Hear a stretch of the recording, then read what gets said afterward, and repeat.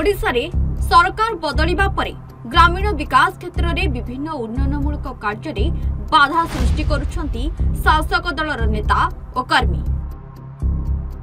एमिति किछि अभियोग आसीछि चांदबाली ब्लॉक विजयनगर ग्राम पंचायत रो। सूचना अनुसार उक्त पंचायत सारणा इच्छापुर ग्राम रे थिबा ठाकुराणी पोखरी रे महात्मा गांधी जातीय ग्रामीण निश्चित कर्मनियुक्ति योजना रे माटी खनन कार्य चालू रही।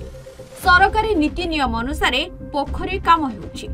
जेई इंजीनियर और एडीओ आसी कार्यर तदारक मध्य करुछंती। हेले उक्त ग्रामर बीजेपी सभापति विभागीय अधिकारी को धमक देउथिबा अभियोग होइछि।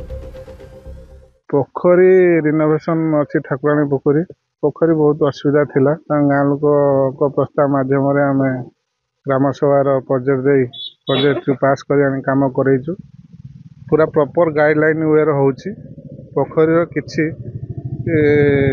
काम पूरा प्रॉपर गाइडलाइन को फॉलो करी होची। जेई असिस्टेंट इंजीनियर एडीओ समस्त आसीचंदी काम देखते प्रतिदिन तदारक होची।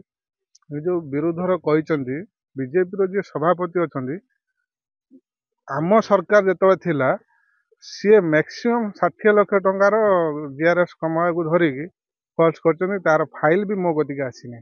बर्तमान से जो कहते पंचायत बहुत दुर्नीति होती दुर्नीतिर घंटाखर से निजे अच्छा। ग्रामर श्रमिक माने माटी खोली निजर पारिश्रमिक नेउथिया बेले शासक दलर किछि नेता और कर्मी उक्त कार्य रे बाधा सृष्टि करबा सह चांदा मागुथिबा ग्रामवासी माने अभियोग करछन्ती।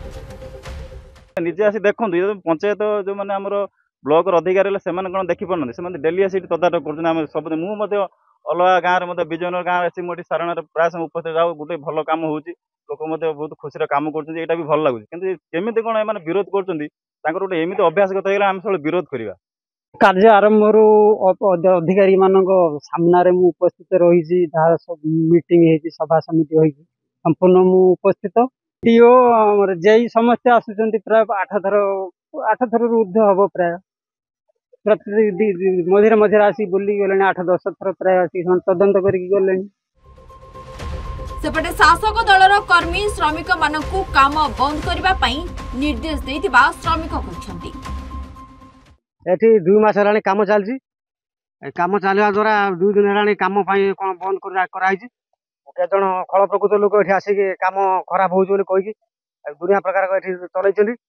एठी काम चलवा द्वारा हम माने जो काम कर श्रमिक एठी 40-50 जन श्रमिक काम करछु से बर्तमान केमी कौन 2 दिन फटो उठौने आम ग्राम साथी जो अच्छे आ काम न करा द्वारा आम जो कम न कर जी दिन कर पैसा पुणी केमी कौन पाइबे आम बाध्य हो ब्लॉक आगे धारणा करूँ धारणा बसबू झुड़ी कोदाल धरिक 2 मास हेलानी काम चल।